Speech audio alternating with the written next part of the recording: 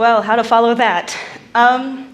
Like the screen behind me says, my name is Rachel Cohen. I am a double major. I'm dance and athletic training. And trust me, that'll become important in a couple minutes. And anyone who has ever met me or talked to me for longer than 5 minutes, especially this year, not surprised that I'm presenting on the ankle this evening and my experiences with my own.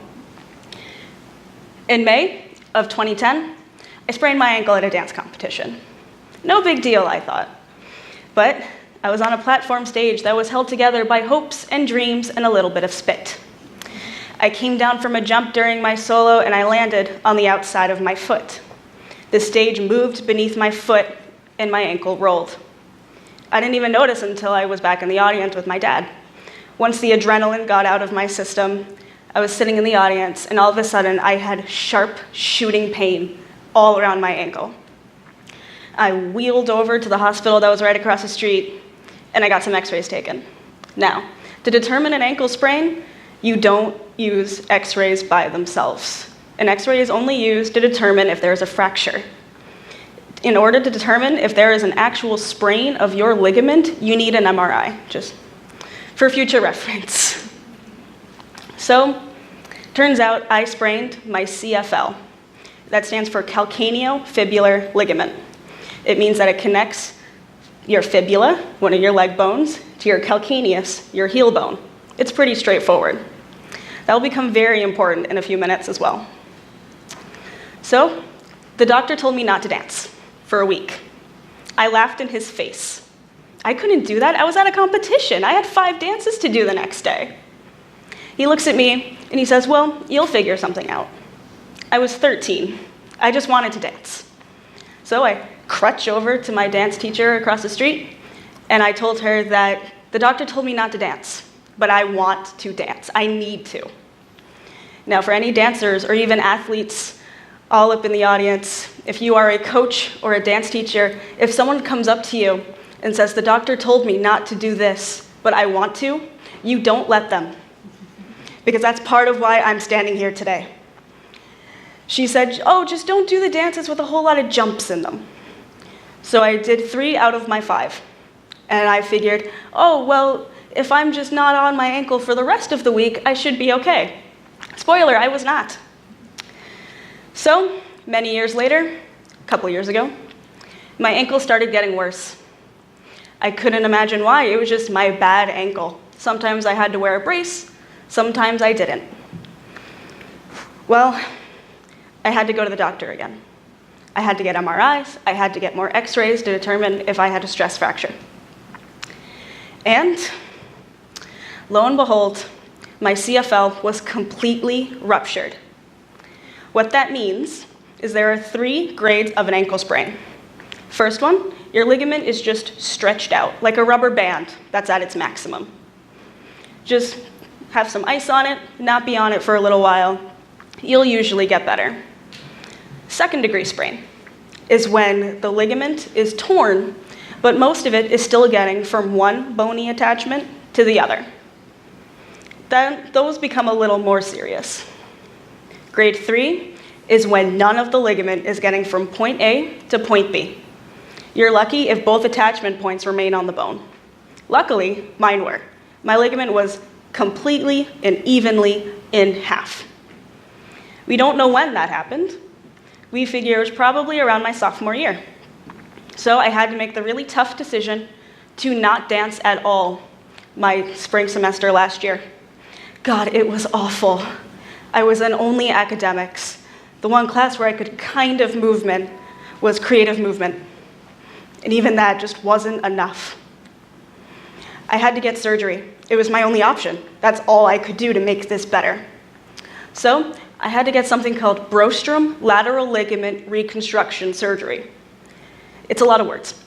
So Brostrom is the name of the person who created this. Lateral ligament, it means that the ankle, like the ligament in the ankle is on the outside. Reconstruction, that's the word that scared me. With a normal fracture, like in your arm or in your leg, you put a little bit of metal over the bone, over the break, you're in a cast for a few weeks, you're good as new. A sprain, never goes back to the way it was originally. It is always there. So basically, my ligament had to get sewn back together. I just imagine my surgeon with a little needle just so delicately tightening my ligament back to where it's supposed to be. So, on May 17th, 2017, I went into surgery. The last thing I remember is somehow getting myself onto the operating table. Then I woke up and had a 10-pound hunk of plaster attached to my leg. I couldn't even feel it for a day. So, 2 weeks later, I was put in my fancy new fiberglass cast. It was a lot lighter, and it actually allowed me to do things outside of my home. I got real stir-crazy real quick. And on the miraculous day where I got my cast off, I was put into a walking cast, which I will admit did absolutely nothing. It's basically to just protect your calf as you're walking, because when you're in a cast for 6 weeks, and I will also say it was only 6 weeks, my calf shrunk by half. I had to learn and retrain how to walk again. It's like I never knew how to walk before. So, over the summer, I started physical therapy. I got cleared to dance the week before this fall semester started. So I couldn't really jump into classes. I had to take it really slow and really easy, and I had to listen to my body, which was honestly the hardest part. Something that I could do a couple years ago with a moderate amount of pain, I couldn't do it all. So, with the actual bless of Amanda Donahue, the athletic trainer for the dance program, she helped me actually be able to point my foot. She helped me walk. She helped me get back into what I needed to do. And at first, I was just thinking, I just need to graduate. That's all I need to do. I just need to get my dance degree, I need to get my athletic training degree, and then I can deal with it. But then I started getting greedy. I was like, if I don't jump in the next month, why is it worth it? I still can't jump. But I can actually do this, which I have not been able to do for months. Recovery time for this surgery is about a year, if you're lucky. For me, because it was in May, I'm almost there. I might be able to jump. And especially when I was recovering, I was thinking, how does this affect me now? I can't dance professionally. I just can't. It is too strict of a world where I can. But this is where my athletic training degree comes into play. I started analyzing movements. I started to become so fascinated with how dancers, compared to other athletes, were trained to move. Because obviously a ballerina does not move or even train their body in the same way as a linebacker. So I started really getting, actually intensely reading about all the muscles and what they do. And obviously, my foot looks a little different now. Thank God. The one all the way on the left looks a lot worse than it is because my sutures are still in. And obviously they are not. You can even barely see my scar.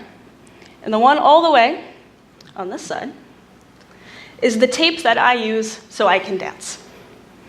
Sure, it's not going to be permanent, but it lets me keep my feet in a same neutral position so my other ligaments don't get stressed out and so my CFL doesn't get hurt again.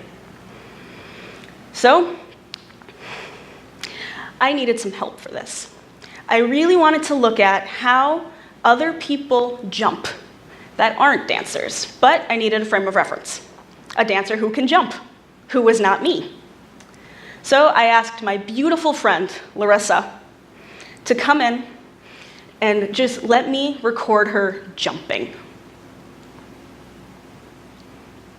These jumps are called sautés, just a simple jump. Anyone in dance can really do them. Now, if you look, her toes are the last thing to come off the ground, but the first thing to come back on. That is so when you land, the shock is absorbed all the way through your foot and up your leg without it staying in one place. Because it's when the shock stays in one place that it doesn't get fun. If you land on the outside, the force goes up your foot and back out through your ankle to the ground. And that is where ligaments can rupture. Same if you land like this. Well, if you land like that, you're more likely to blow out your knee. And really, what did this teach me? Someone asked me long ago if I could talk to myself that day in 2010 that I sprained my ankle, what would I say to myself? All expletives aside, I would say that it is not worth it. Take that week on crutches, okay? Just do it. It is not worth years of pain. I sprained my ankle at 13. I had to get surgery on it when I was 20. And just please take care of your bodies, especially for lower limbs, because I'm biased. If you have pain in a knee, in your hip, or in your ankle, and you say, oh, I'm just gonna power through it, you're not being tough, you're being dumb. And I'm sorry if that sounds harsh, but I'm also really not. Because taking that week off and giving your body time to heal and rest is the best thing that you can do for it. Putting it through more stress is how it gets worse. And I'm pretty sure I don't have to say that we don't want that. So just take your time to warm up, take your time to cool down. And if you are hurting, go tell someone. Tell your teacher, tell your trainer, tell your coach, tell someone. At least they know. Because please, I am actually begging you, don't dance or do any kind of sport or strenuous activity if anything in your lower limb, biased, hurts. If you remember anything from this, just please remember that. Thank you.